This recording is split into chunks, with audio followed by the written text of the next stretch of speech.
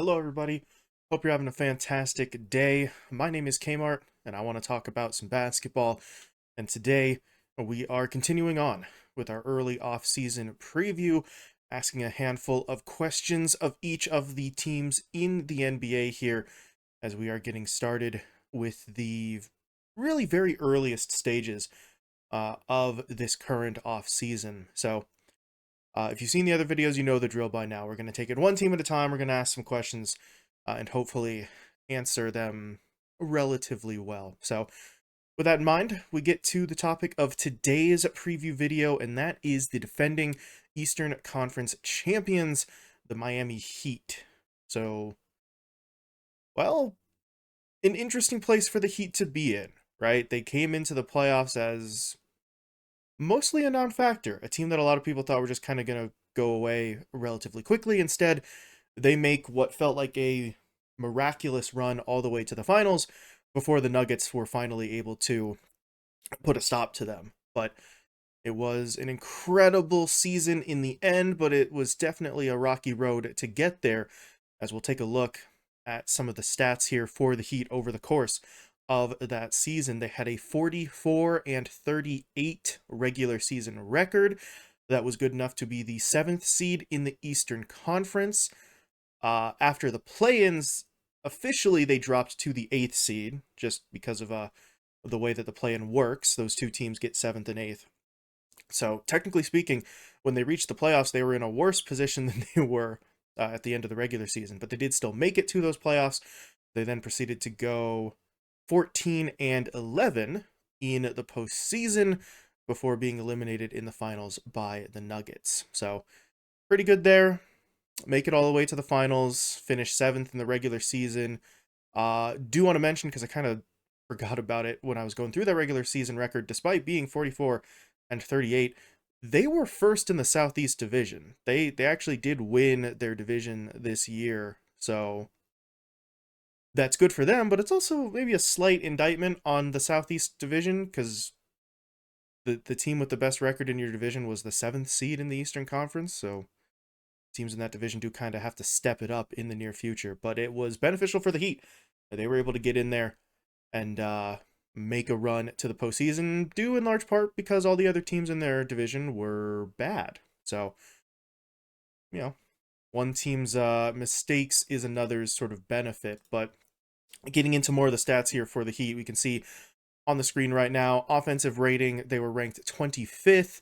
They were 9th in the league in defensive rating, and then, of course, 21st in net rating, 29th in the league in pace, while having the 19th highest payroll. And I do want to point out, though, you might look at these numbers and say, how the hell did this team make it to the finals? First of all, yeah, we're still kind of trying to figure that out.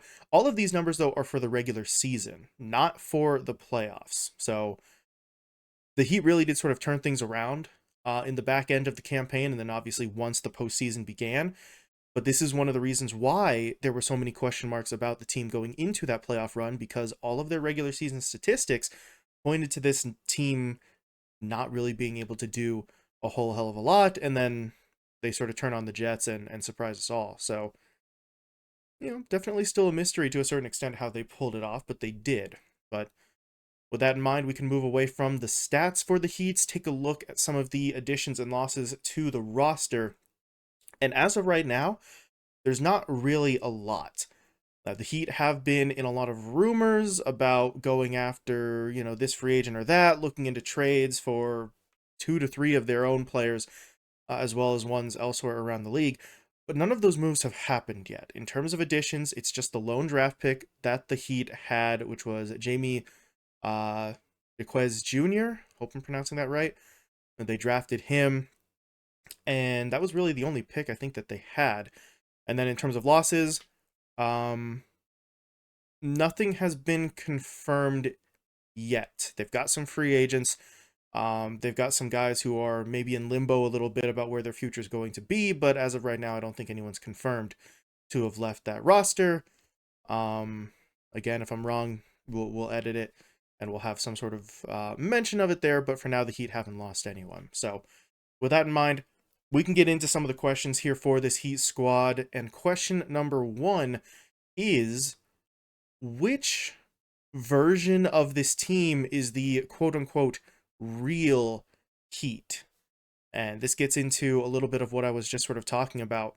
The Heat just finished what was an absolutely incredible, some might say miraculous run in the playoffs, sneaking into the play-in, then they win the play-in or survive the play-in before running it all the way to the finals and losing it to the Nuggets. That is incredible. An unbelievable run for them. Say what you will about their opponents being injured or whatever other excuses you have. They won those series still. It is undeniable that this team was able to elevate its level of play far beyond what we saw in the regular season and far beyond what some people thought this team may have even been capable of in the first place. So they rose to the occasion. They played unbelievably well as a team.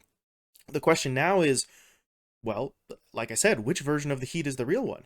Is it this team that played at this unbelievably higher level in the playoffs that threatened the powerhouses of the East, that made it to the finals and lost to the Nuggets but at least put up a fight?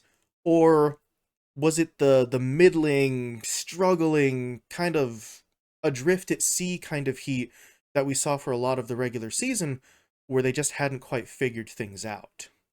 So we're not really sure. Can the Heat play at the level we saw in the playoffs over the course of an entire season next year, so that this time they don't have to sweat it out in the last couple of weeks just trying to reach the postseason in general? Uh, I think maybe the more apt question at this point is, will the Heat have the personnel to even attempt it? Right? Sort of taking a little bit of a swerve. This run saw a whole hell of a lot of the role players on the Heat step up in major ways. Obviously, they're led from the front, right? Without Jimmy Butler, without Bam Adebayo, there's no run whatsoever. This team probably doesn't even make the playoffs in the first place. But the role players stepped up, and that's an issue for the Heat because a lot of those players aren't guaranteed to be here next season. Guys like Kevin Love, guys like Max Strus, Gabe Vincent, they're all free agents, and they're all likely to command price tags well in excess of what they made this season. We'll probably have it up on the screen for you to give specifics, but those three players I just mentioned, Love, Strus, and Vincent, their salaries combined was about $6.7 million. That won't happen again, right? Those guys went out, they played well in the playoffs. They're going to get more money from someone. They're not going to be playing on minimum salaries for however many years of service that they have moving forward. Some team's going to give them a better offer, and the Heat have to either match it or those players are going to go away because they're not star players. Someone's offering them more money. They're going to secure well, their future. They're going to get the bag, basically. So can't really blame them for that. But for the Heat, will they be able to pay for those players? Can they bring them back? We've got both Jimmy Butler and Tyler Hero having significant contract extensions kicking in next season. So the price of those two players is going to rise pretty significantly. And at that point, money for the Heat may be a little bit tight, right? Maybe they have trouble matching or beating some of the offers for the guys in their second unit. And then if that does happen, you lose a lot of those pieces that fit around guys like Butler and Adebayo that allowed this run to happen. So if you're the Heat, you need to prioritize those players, but we'll see what their money situation looks like, especially if they are really in the market for a big name the way that some of the rumors suggest. Because if they get that kind of player, then they'll basically have no space whatsoever in terms of their cap room. So interesting stuff for them. Decisions need to be made, though, in order to try and keep either this version of the team intact or build a new one around their stars. But that brings us to point number 2, because there was a name that I did not mention at any point in the first question. So question number 2 is Kyle Lowry worth the price? Now, this is going to maybe sound a little bit mean to Kyle Lowry, and there's just no getting around that because we're questioning the value of his contract. But we'll start with the positives. Kyle Lowry is absolutely a player that helped the Heat in this last season, both in the regular season and in the postseason, right? It's not, is Kyle Lowry washed up? Is Kyle Lowry not worth things like that, even though that's the question I literally asked. But Is he worth the price of his contract? Is the question. His final contract year, this upcoming season, is set to pay him $29.6 million, which is a lot of money to pay a player that you were sort of moving away from a little bit down the stretch here. Lowry's minutes per game from the regular season to the playoffs did take a little bit of a dip. In the regular season, he was averaging 31.2 minutes per game. In the playoffs, that did drop down to about 26 minutes per game, which statistically is notable, right? But it's also understandable. You have a 36-year-old point guard. After playing an entire full season, his minutes are going to dip in the playoffs because he's 36 years old, and that's going to happen, right? But it is worth noting his efficiency, despite playing on average 5 fewer minutes per game. The efficiency didn't really move all that much. The numbers obviously fluctuated a little bit, but nothing massive. Nothing that would really give you cause for concern. Just a slight reduction in his points, but that's also probably because in the playoffs, guys like Jimmy Butler were going off every other game. So his production didn't fluctuate even though his minutes did. The problem with that is that his production still isn't great for the money that he's owed, and the team seemed more comfortable exploring other options in terms of who has the ball in their hands. Deep into the playoff run, the Heat were unbelievably comfortable just putting the ball in Jimmy Butler's hands, letting him run the offense in a lot of their sets. And when Lowry wasn't on the floor, we even had incidents where guys like Gabe Vincent, guys like Caleb Martin, were actually sort of running the point for this team, and they took their stab at handling the offense. So the Heat did not need a full-time traditional point guard in a lot of instances, which is still kind of the role that Kyle Lowry plays. And you need to take into account, going into next season, Tyler Hero, if he's not traded, is supposed to be back, and he's supposed to be healthy. So that's another guy who the Heat will likely want to run a significant portion of their offense through, a guy who's going to have the ball in his hands a pretty solid amount of the time as well. Add on to the adding on, Hero's contract extension kicks in, so you're going to start paying him around the same amount of money that you're going to be paying Kyle Lowry. So do you need to have both of them? Is Kyle Lowry maybe someone that you could look to move somewhere else? He's a veteran point guard who's still producing at a decent level, even if it's not quite what you're hoping for $29 million, but he's on an expiring contract, right? You could send him to a team for some assets. That team would only have him for 1 year, then they would get his money off of their books and clear some cap space. So if they were looking to move Lowry, there's going to be takers. You have an experienced point guard on an expiring contract.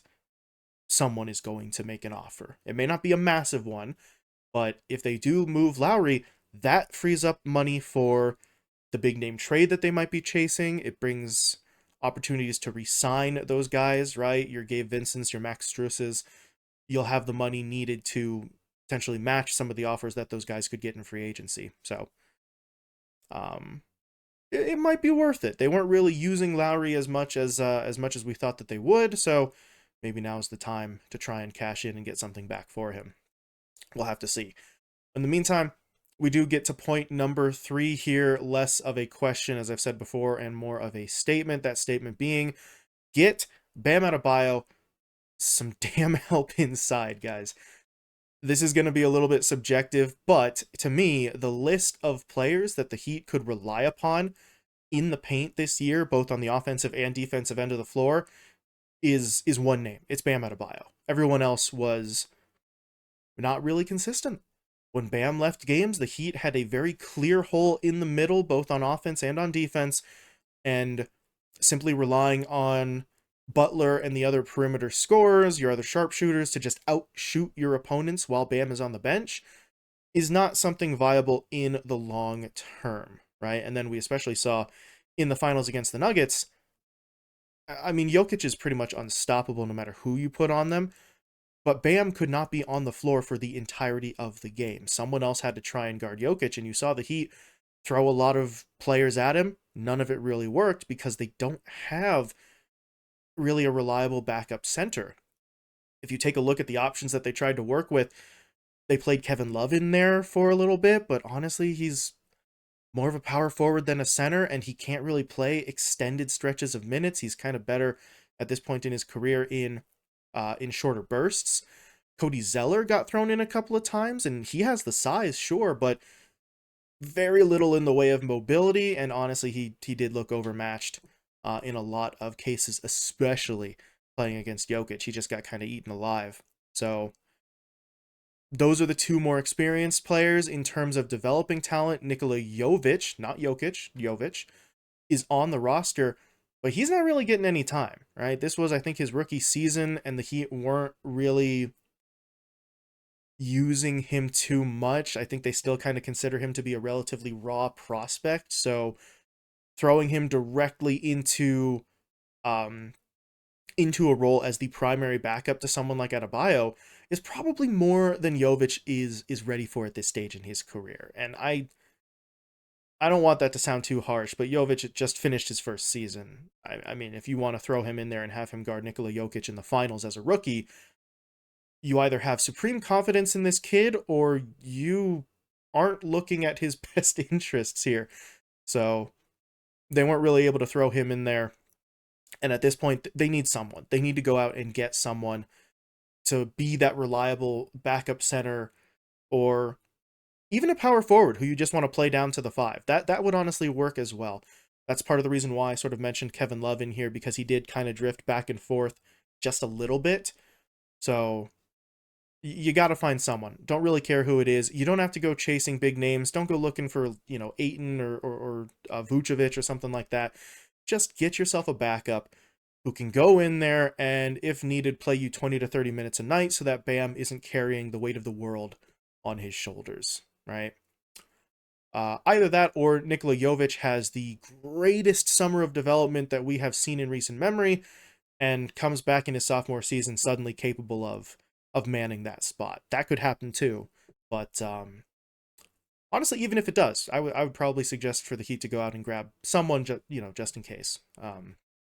Having more depth is very rarely a bad call. So yeah, that's it for the Heat here. They've got some stuff to think about in this offseason. All things considered, though, if they can keep this core intact, if they can prevent themselves from losing some of those role players on the edges, and if they can get better outside of Bam, I think they're good. I think a full season of this team is going to look unbelievably impressive, and that they will be back in the playoff picture so long as they don't necessarily rock the boat or blow this all up. I sort of talked about this in specifically the video we did on the Sacramento Kings.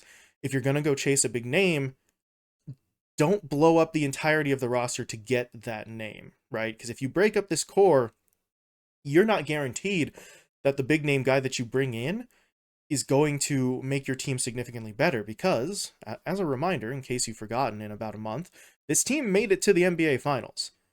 There were some extenuating circumstances in that run, but they proved that the roster as constructed was able to get there. So if you can make improvements, but I don't think this is the time for the Heat to take a massive gamble, considering where they're at. But yeah, that's just my opinion. The front office may feel differently. The fans may feel differently as well. We'll see what the Heat look to do before the next season gets underway. But let me know what you think about the Heat team. Should they make changes? Which, if any, of their free agents do you think that they should prioritize the most? Do you think Lowry should move? Do you think Tyler Hero should be moved? What do you think is best for the Miami Heat? But either way, those are my thoughts. Thank you all so much for watching, and I will talk to you later.